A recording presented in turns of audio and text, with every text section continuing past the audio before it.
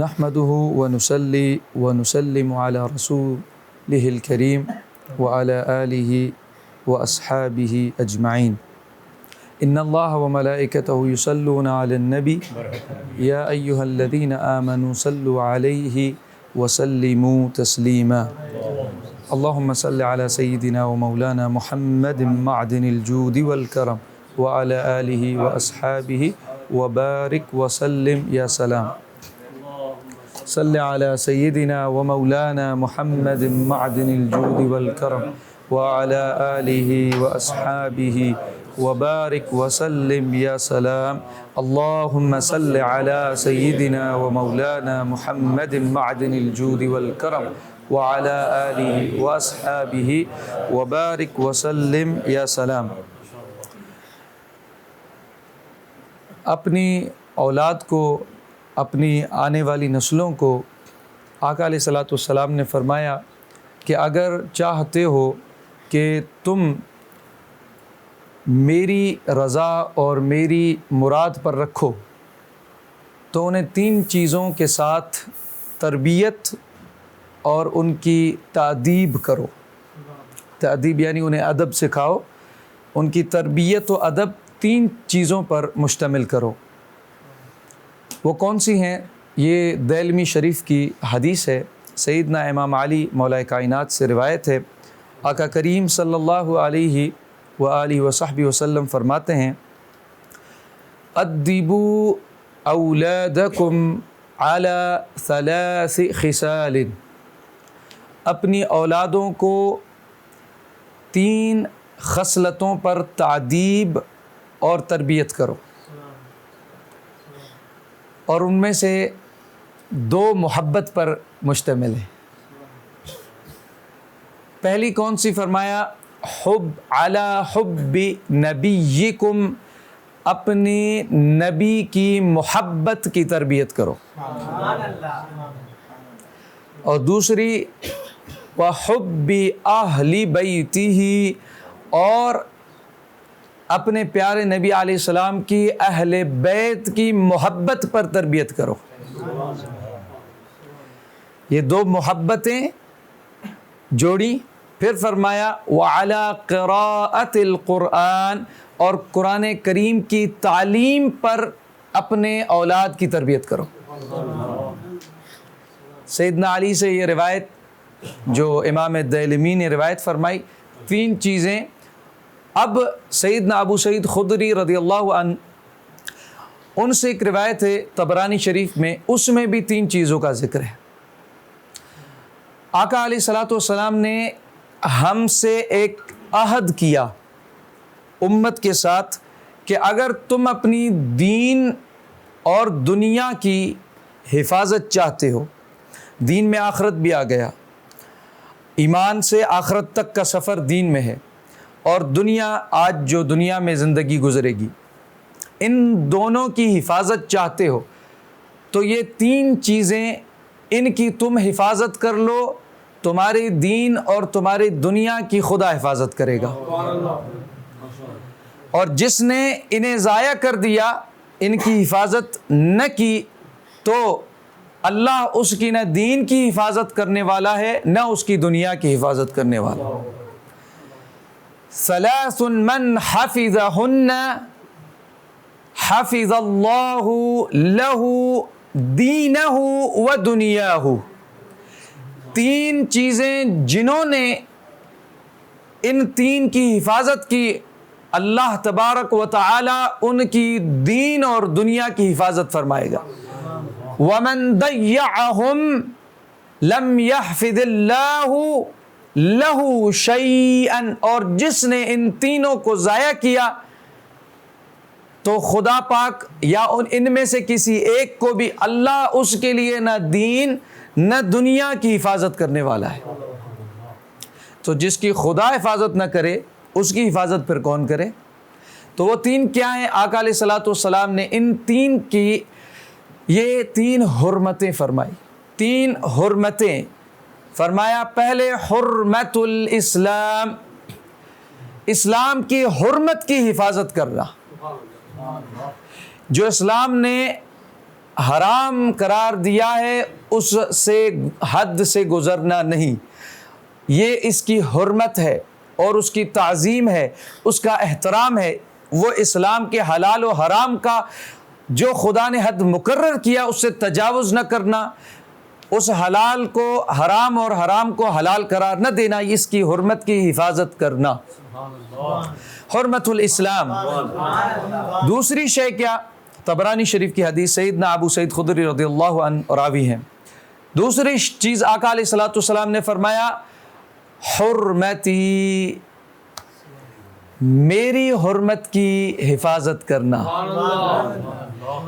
یعنی آقا علیہ الصلوۃ والسلام کی حرمت، آقا علیہ الصلوۃ والسلام کی تعظیم ہے، آقا علیہ الصلوۃ والسلام کی سنت کی اتباع ہے، آقا علیہ الصلوۃ والسلام کی محبت، حضور علیہ السلام کی گستاخی اور بے ادبی سے بچنا ہے، اور جو توہین کرے اس سے تعلق توڑنا ہے، اور آقا علیہ الصلوۃ والسلام کا ادب لے کر دنیا میں رہ کر دنیا سے جانا ہے. اگر آپ نے خدا کے اسلام اور اللہ تبارک و تعالیٰ کے حبیب کی دین کی اور اس دین والے حبیب کی حرمت کی تو اللہ آپ کی دین اور دنیا کی حفاظت کرے گا. تیسری چیز کیا فرمائی؟ اور یقین کیجئے اس کی اس دور میں سب سے زیادہ ضرورت ہے. جب سے یزید بدبخت نے امام علی مقام کو شہید کروایا، اس کے بعد اب یہ دو حرمتیں تو ختم کی یزید نے، اس تیسری کے ذریعے وہ کیا تھی؟ حرمت اہل بیتی. آقا علیہ السلام نے فرمایا جس نے میرے آل بیت کی حرمت کی حفاظت کی، اللہ اس کے دین کی اور دنیا کی حفاظت کرے گا. اور آپ دیکھیں نقصان کیا ہوا. یہ جو یزیدی آئیڈیولوجی آئی، یہ جو فکر آئی، اس نے یہ آخری جو حرمت تھی اس کو پامال کیا. تو از خود کیا یزید آپ اس کی صفت و اس سے توقع کرتے ہیں کہ وہ حضور کی عزت کرتا تھا؟ اگر کرتا ہوتا تو کیا وہ آل بیت کو اس بے دردی سے، اس ظلم سے شہید کرواتا؟ نہیں. وہ حرمت محمدی صلی اللہ علیہ وسلم خاطر میں نہیں لاتا تھا. اور حرمت اسلام کیا اس کے اندر تھی کہ وہ کہا کرتا تھا کہ اگر دین اسلام میں شراب حرام ہے تو میں ایک دن عیسائی ہو کر پی لیتا ہوں. جو اس طرح شراب پینے کے لیے کفر کہتا ہو اور لوگ اس کے ایمان کی جو ہے وہ دلیلیں دیتے ہیں اور اس کی توبہ کی جو ہے وہ کوششیں کرتے ہیں اور ہیلے کوشش کرتے ہیں کہ ڈھونڈتے ہیں، لیکن وہ تو یوں کفر بکتا تھا. اور امام علی مقام کے سر اقدس کو جب پیش کیا گیا، آپ تصور کریں ہر چیز کا اصل جو ہے وہ اس اصل کی طرف جاتا ہے. کل شیء یرجع الی اصل، ہر شے اپنی اصل کی طرف جاتی ہے. ابن زیاد کو الیکٹ کس نے کیا تھا؟ یزید نے کیا تھا. خود اسے کوفہ کا گورنر بنایا اور پھر خود اس کے ذریعے سے امام علی مقام کی شہادت کے لیے سارا میپ اور نقشہ دیا. اور جب اگر ایسے نہ ہوتا، لوگ کہتے ہیں کہ یزید نے تو امر نہیں کیا، یزید نے تو حکم نہیں کیا، اگر ایسے نہ ہوتا تو یہ معقول بات ہے. آپ اگر اس پہ فکر کریں تو ابن زیاد کو کیا پڑا تھا کہ وہ امام علی مقام کو شہید کرتا، اور شہید کرنے کے بعد سر اقدس کو کیوں بے حرمتی کے ساتھ، حرمت کا خیال نہ کرتے ہوئے وہ وہاں سے نیزے پہ سوار کرتے ہوئے کوفہ لے آیا. کوفہ میں لے آ کر کہیں تدفین ہو جاتی، کہیں وہاں یا تو غائب کر دیا جاتا. یہ حرمت کا خیال کرتا، لیکن اس کو چین کیوں نہیں آیا؟ کیونکہ اس نے انعام لینا تھا نا. انعام کیوں لینا تھا؟ کیونکہ جس نے حکم کیا اس کو جا کے دلیل دینی تھی. تو وہ دمشق میں یزید کے دربار میں لے کے گیا. جب وہاں نہ لے آتا تو ہمیں سمجھ آتا کہ اس نے حکم نہیں کیا، لیکن ساری تاریخیں گواہ ہیں. تاریخ دمشق، تاریخ طبری اور سیرت ابن ہشام، ابن اسحاق، جتنی سیرت کی کتب ہیں، شیخ عبدالحق محدث دہلوی تک، سیدی اعلیٰ حضرت تک، جو بھی تاریخ کے اندر کہ وہ یزید کی دربار تک سر اقدس کو لے کے گیا. تو اس سے ثابت ہوا کہ اس کو، کیونکہ عرب کے اندر کوئی بھی آقا علیہ السلام نے جب کہا کہ مجھے جو ہے وہ اکرمہ کے لیے کہا، اور حضور علیہ الصلوۃ والسلام نے جن کے لیے کہا کہ مثلا آپ نے بردہ شریف سنا ہے، بردہ شریف، یہ بردہ لکھنے والے بھی ایک پہلے صحابی تھے، ان کا نام سیدنا زہیر ہے، انہوں نے بردہ جو ہے وہ پہلے سب سے پہلے حضور پہ لکھا تھا، پھر امام بصیری آئے مصر میں، وہ انہوں نے آ کے دوبارہ اس پہ آگے اشعار اسی طرز پہ لکھے۔ تو وہ جو صحابی تھے وہ پہلے اسلام سے پہلے جو ہے وہ اپنے بھائی کے ساتھ حضور کے ساتھ ملنے جا رہے تھے، لیکن کچھ راستے میں کچھ ایسی بات ہوئی کہ ان کا ارادہ منتقل ہو گیا اور انہوں نے کہا کہ میں نہیں جاتا، آپ جاؤ، تو وہ واپس آ گیا، اور اس کا بھائی جب وہاں گیا اس نے اسلام قبول کر دیا، اور اس کے بعد اسے جب پتہ چلا تو اس نے اس پہ سختی کی، اور اس بھائی پہ بھی اور آقا علیہ الصلوۃ والسلام پہ بھی جو ہے وہ کچھ اشعار لکھے جو توہین آمیز تھے۔ اس کے بعد یہ جب خبر آقا علیہ السلام کی بارگاہ میں پہنچی تو حضور علیہ الصلوۃ والسلام نے فرمایا فَقْتُلُوهُ، اسے قتل کر دو، یعنی اس نے کفر بھی بکا ہے اور میری تکذیب جھٹلایا بھی ہے اور توہین آمیز کلمات بھی کہے ہیں، اس کو قتل کرو، کیونکہ آقا علیہ الصلوۃ والسلام نے اس کے بھائی یا اس کے خاندان یا اس کے لیے کوئی چیز ایسی نہ کہی تھی، تو اس نے ایسی عداوت و دشمنی کیوں کی؟ اس کے لیے اس کا بدلہ تھا کہ اسے یعنی، اور قتل ہمیشہ مرتد ہو چکا تھا، یعنی مثلا وہ تو کافر تھا لیکن مرتد کے لیے بھی ہے کہ اگر کوئی اسلام میں داخل ہو کے پھر نکلتا ہے اسے مرتد کہتے ہیں، تو اس کو جا کے قتل کرنے سے پہلے کہا جاتا ہے کہ ابھی توبہ کر، توبہ نہیں کی تو پھر اس کے ساتھ جنگ ہے۔ تو یہ تو حضور کے حکم میں ہمیشہ مخفی ہوتا تھا کہ اس کو قتل کرو، یعنی جنگ کرو، آخری بار جو ہے اس سے توبہ کرواؤ، نہیں کرتا تو اس کے ساتھ جنگ ہوگی۔ تو جب پتہ چلا اسے تو وہ گم ہو گیا، اور پھر حضور علیہ الصلوۃ والسلام نے فرمایا اس کا سر میرے پاس لایا جائے۔ ابو جہل کے لیے بھی اسی طرح تھا کہ ابو جہل کو بھی قتل کرے تو اس کا سر لے کے آیا جائے۔ تو یہ عرب کے اندر یہ رواج تھا کہ اگر دشمن کو قتل کیا جاتا تو اس کا سر لایا جاتا جس نے حکم کیا ہے۔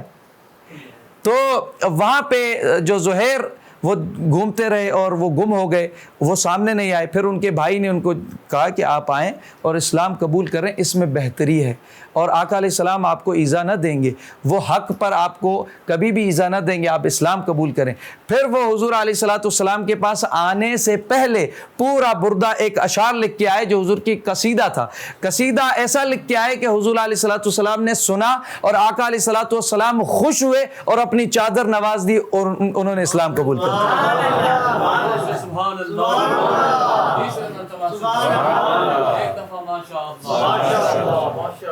تو یزید جو ہے اس کو یہ عرب کے اندر یہ مشہور تھا، اور جیسے قاصد جاتا ہے وہ قاصد کے بھی شرائط ہوتے تھے، جو ایلچی جاتا تھا پیغام لے کے بادشاہوں کے بادشاہ تک، اسے کوئی قتل نہیں کرے گا۔ اور حضور علیہ السلام نے ایک اور اچھا اور خوبصورت قانون دیا، حضور علیہ الصلوۃ والسلام نے اپنے جو بادشاہوں کو خط جاتے تھے تو آپ علیہ السلام ان کو حسین اور خوبصورت قاصد بھیجا کرتے تھے۔ سیدنا دحیہ قلبی جیسے صحابی بھیجا کرتے تھے، وہ حسین ہوتے تھے، حتیٰ کہ ملک روم جب آیا، ہرقل آیا تو وہ کہاں آیا؟ وہ اس وقت میں دمشق پہ، سیریا پہ ان کی حکومت ہوتی تھی، رومیوں کی، کرسچنز کی، اور وہ یورپ سے، کیونکہ ترکی ملتا ہے، شام سے ترکی یعنی سیریا ترکی، ترکی سے پھر پورا یورپ ملتا ہے، تو وہ جب وہاں تک حکومت تھی تو ہرقل دا ہیرکولس وہ آیا حضور علیہ السلام کے دور میں، تو سرکار علیہ السلام نے ان کے لیے بھی جب بھیجا تھا پیغام لے جانے والا ایلچی، وہ سیدنا دحیہ قلبی تھا، اور وہ حسین صورت تھا کہ جبریل جب کبھی بشری صورت میں آتے تھے تو اکثر آپ سیدنا دحیہ قلبی کی صورت میں آتے تھے کہ یہ اتنے خوبصورت ہوتے۔ تو یہ سیدنا دحیہ قلبی، حضور علیہ السلام نے بادشاہوں کو کہا کہ میری طرف بھی اپنا قاصد ایسا بھیجو جو حسین صورت ہو، حسین خلق ہو، جس کا چہرہ بھی اچھا ہو اور اخلاق بھی اچھا ہو۔ یہ ایک قانون جو آقا علیہ الصلوۃ والسلام نے متعارف کروایا، جو نظام انسانیت کے لیے اور زیادہ خوبصورتی۔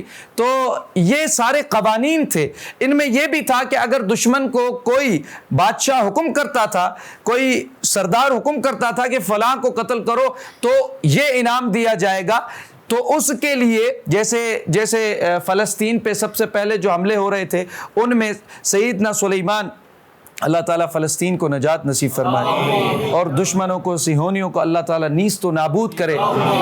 اگر ذکر حسین ایسی شے ہے کہ وہ یزیدی جو بھی دنیا میں قیامت تک آئیں گے، آپ اگر امام حسین سے محبت کرتے ہیں آپ کے اندر از خود جرأت و شجاعت آئے گی، تو یزید سے یا اس کی فکر رکھنے والوں سے ڈرنا نہیں ہے۔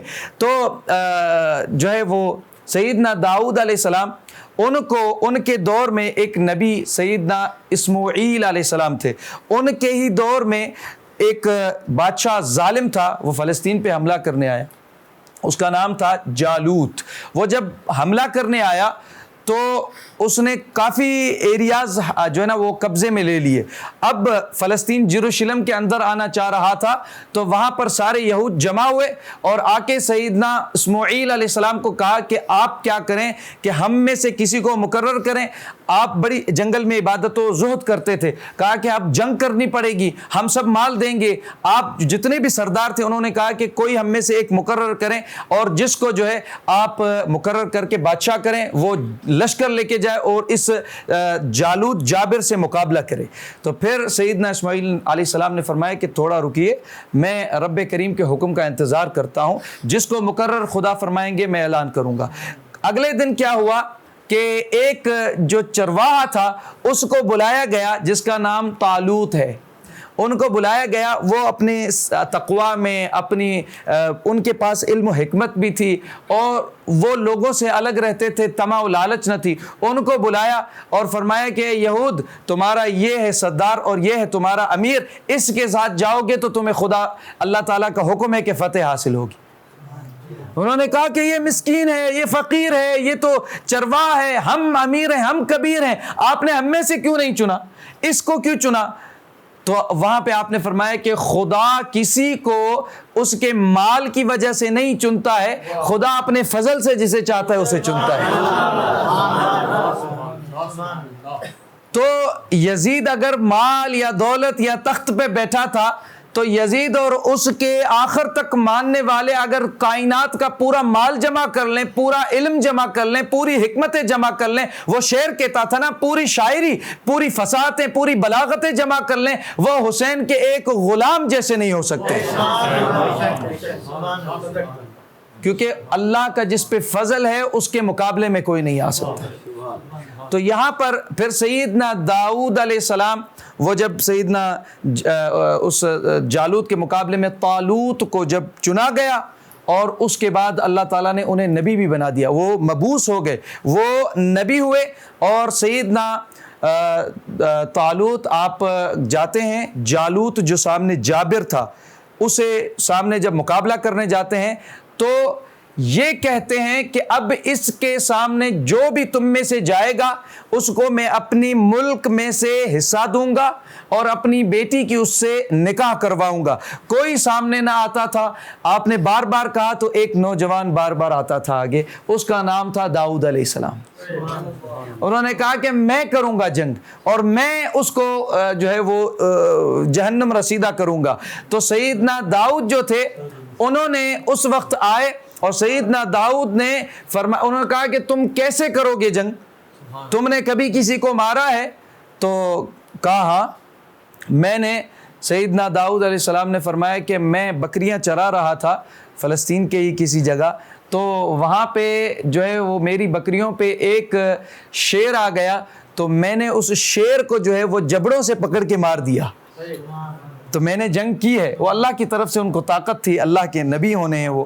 تو سیدنا مثلا جو طالوت علیہ السلام ہیں انہوں نے کہا کہ یہ تو ٹھیک ہے لیکن رکو، ایک ذرا لے کے آئے اور کہا کہ یہ پہن کے دیکھو۔ وہ ذرا پہنی، کہا ہاں ٹھیک ہے، اب ٹھیک ہے۔ کہ یہ ذرا اللہ کی طرف سے مجھے علامت تھی کہ جس کو یہ ذرا پوری آ گئی، جس کو یہ ذرا پوری آ گئی وہی اس جابر جالوت کے خلاف جنگ میں فتح پائے گا۔ پھر آپ وہاں جاتے ہیں اور امام فخر الدین رازی تفسیر کبیر میں فرماتے ہیں کہ انہوں نے صرف جا کے اپنی جو ہے وہ گلیل تھی اس گلیل سے جو نا وہ پتھر ڈالے، اور جب رستے سے آ رہے تھے تو سیدنا داؤد کو پتھروں نے کہا کہ یہ پتھروں نے ندا دی کہ مجھے اٹھاؤ، کوئی کہتا مجھے اٹھاؤ، کوئی کہتا مجھے اٹھاؤ۔ یہ انبیاء کو اللہ تعالیٰ نے یہ طاقتیں دی ہیں کہ وہ مخلوق کی حضور علیہ الصلوۃ والسلام نے فرمایا کہ جو کوئی انسان لبیک کرتا ہے، لبیک جب تلبیہ پڑھتا ہے لبیک اللہم لبیک، تو آقا علیہ الصلوۃ والسلام نے فرمایا کہ اس کی لبیک کو اللہ تعالیٰ مشرق سے مغرب تک چلاتا ہے، پوری دنیا کی وہ لبیک چکر لگاتی ہے، وہ صدا وہ چکر لگاتی ہے۔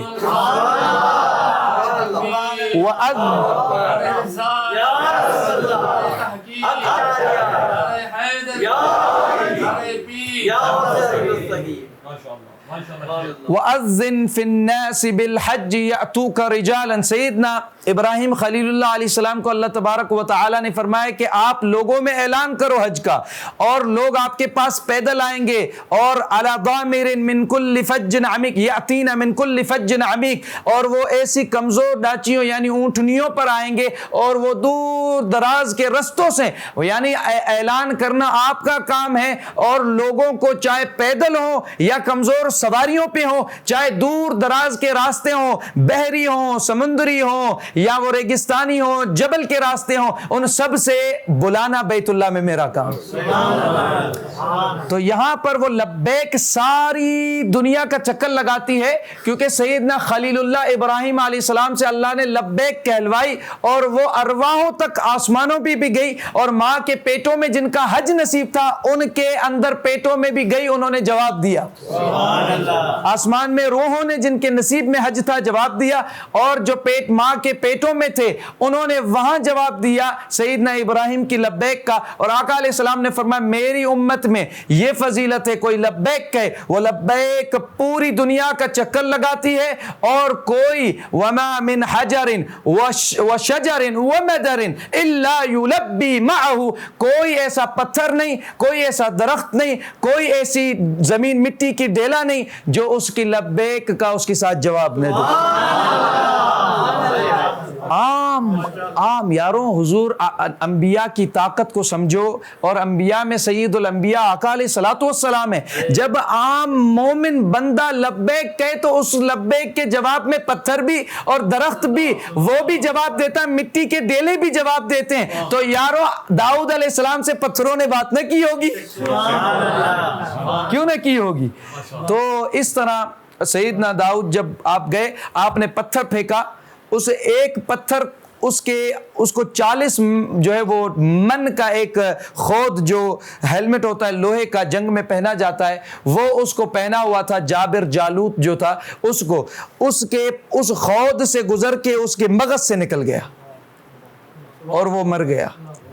تو میں آپ کو مثال دے رہا ہوں کہ کوئی بادشاہ امر کرتا ہے، پھر اس کی گردن کو اتارا گیا، اور وہ گردن آ کے سیدنا طالوت جو اطاعت گزار تھے ان کے آگے آ کے رکھا گیا، اور وہ سیدنا داؤد علیہ السلام کو انہوں نے اپنی بادشاہی میں حصہ دے دیا، ان کو اپنے بعد بادشاہ مقرر کیا، اور ان کی اپنی شہزادی سے نکاح کروایا، اور ان کے اولاد میں سے ایک شہزادہ ہے سیدنا سلیمان، جو پورے انبیاء میں ایک ہی ہے جس کا لقب ہے الملک یعنی بادشاہ۔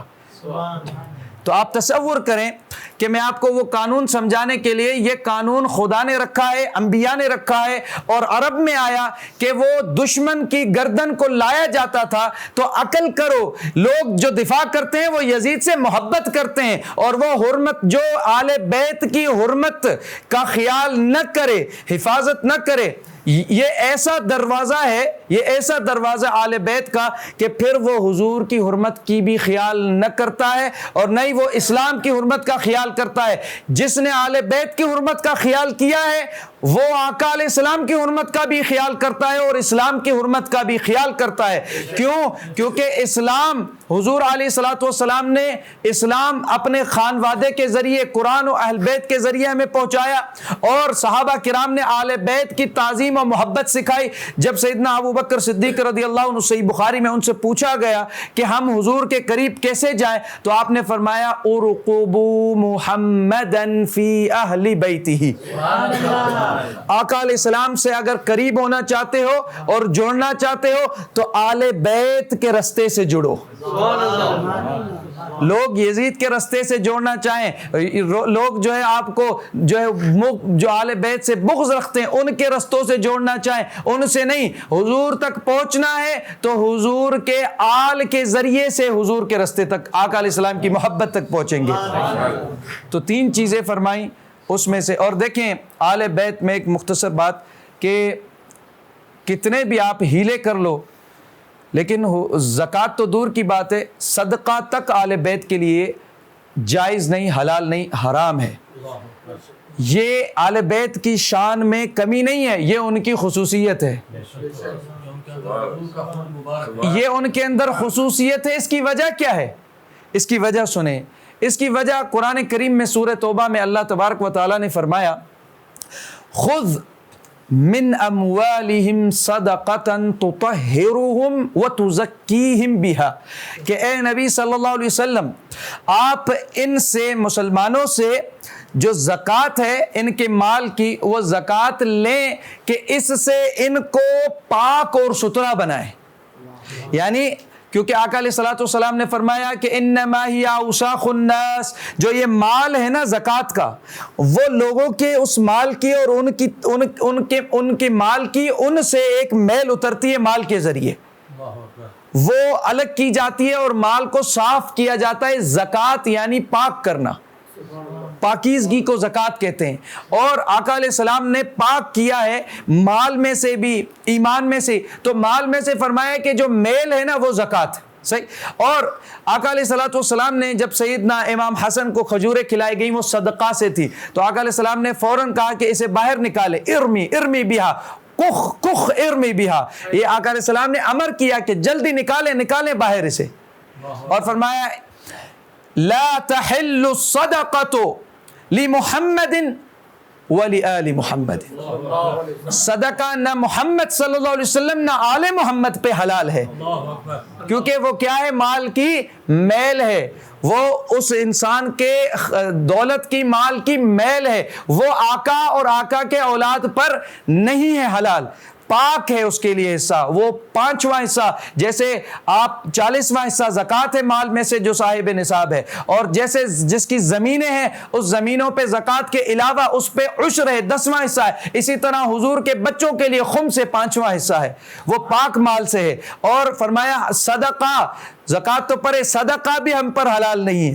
تو اس کی وجہ کیونکہ مال کو قرآن کریم میں اللہ تبارک و تعالیٰ نے فرمایا کہ یہ میل ہے، اور اے نبی آپ ان میں سے نکالیں میل۔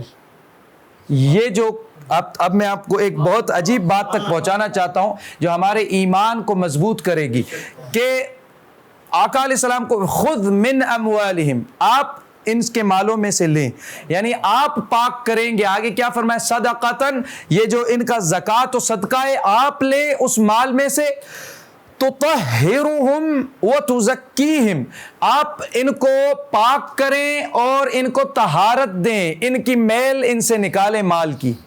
یہ کون ہے؟ آقا علیہ الصلوۃ والسلام کو فرمایا گیا۔ اچھا، پھر آل بیت کے لیے استثناء کر کے ان کے لیے نہیں ہے، یہ ساری امت مسلمہ کے لیے قیامت تک ان کا مال میں سے میل جو ہے وہ آپ زکوٰۃ و صدقہ کر کے نکالیں، لیکن ہم آل بیت پہ آقا علیہ السلام نے فرمایا زکوٰۃ و صدقہ حلال نہیں ہے کیونکہ وہ میل ہے۔ پھر کیونکہ اللہ تبارک و تعالیٰ نے فرمایا اے نبی آپ ان سے زکوٰۃ جو میل ہے وہ آپ نکال کے ان کو طہارت دیں، اور میں آپ کی آل کو جو ہے وہ یہ حلال نہیں قرار دیتا۔ کیوں؟ کیونکہ آپ ان کو طہارت دیں زکوٰۃ کا مال نکال کے کہ وہ میل ہے، اور میں انما یرید اللہ لیذھب عنکم الرجس اہل البیت ویطہرکم تطہیرا، اور میں خدا آپ کے گھر والوں کے اوپر سے جتنا جہاں بھی نجاست ہے، میل ہے، اس کو ہٹاتا ہوں کہ میں خدا ان کو جو ان کے پاکیزگی اور طہارت کا حق ہے ویسا پاک کرتا ہوں۔ جس کو خدا مطہر بنا دے اس میں کبھی میل آ نہیں سکتی اور میل تصور کی نہیں جا سکتی۔ تو فرمایا کہ مسلمانوں کے مال میں میل ہوگی اور وہ میل بھی آل کے اوپر داخل نہ ہو، یعنی اس سے ثابت ہوا کہ زکوٰۃ و صدقہ اس کو میل قرار دیا گیا، اور تطہرہم، تطہر یعنی ان کو آپ اے نبی طہارت دیں اس زکوٰۃ کو نکال کے، یعنی ثابت ہوا کہ آل بیت کے اندر جو اس سے مراد ہے نا رجس، کہ آپ سے ہم نے ناپاکی کو دور کیا ہے، اس سے مراد یہ نہیں کہ ناپاکی داخل میں تھی اور ہم نے نکال دی، نہیں، ناپاکی آنے سے ہم نے روک دیا، داخل نہیں ہوگی۔ اسی طرح مال جب سیدنا امام حسن نے کھایا زکوٰۃ کا جو کھجور، تو آپ علیہ السلام نے کہا کخ ارمی بہا، کہ تو مطہر ہے، تجھے خدا نے مطہر بنایا ہے، تیرے اندر میل ہے ہی نہیں، اور جو روکا ہے وہ اندر جانے سے روکا ہے، اندر سے باہر نہیں نکالا۔ یہ ہے طہارت محمدی صلی اللہ علیہ وسلم، کیونکہ وہ اگر اندر میل کہی گئی تو وہ حرمت آل بیت کی یہ جو تان جائے گی اور یہ جو گستاخی جائے گی وہ حرمت نبی کی طرف جائے گی، کیونکہ ان کے اندر کچھ نہیں سوائے خون و دم محمدی صلی اللہ علیہ وسلم۔ تو یہ حضور علیہ السلام کی آل پاک، اللہ تعالیٰ ان اور جو ان سے جڑ جائے، اور آپ تصور کرو کہ ان کے اندر طہارت ہے، پاکیزگی ہے، ان کا خون پاک ہے، اور اندر پاکیزگی، کیونکہ وہ حرمت محمدی ہے نا کہ پاک رکھنا ہے ہمیشہ خدا نے، اور جو باہر ہے وہ جو ناپاکی وہ ان کے اندر نہیں آئے گی، یہ روکا گیا مال میں سے بھی، اور جو ان کے بغض رکھنے والے ہیں ان منافقین کو بھی نہیں، ان کے دلوں میں ان کی محبت نہیں آتی۔ اسی طرح آقا علیہ الصلوۃ والسلام نے فرمایا جو آل بیت سے محبت نہیں کرتا وہ بھی ان تین میں سے کوئی ایک ہے، یا تو اما منافق او اما صاحب یا ابن زنعت، یعنی کہ وہ کسی بدکارہ کا اولاد ہے، یا منافق ہے، یا ولد بغیر الطہر، یا وہ بغیر طہارت میں پیدا کیا گیا۔ اب تینوں چیزوں میں طہارت نہیں ہے۔ جو آل بیت کے ساتھ بغض رکھتا ہے خدا نے اس کو مکمل طہارت سے محروم کر دیا، اور جو آل بیت ہے اللہ نے انہیں مکمل یطہرکم تطہیرا کر دیا۔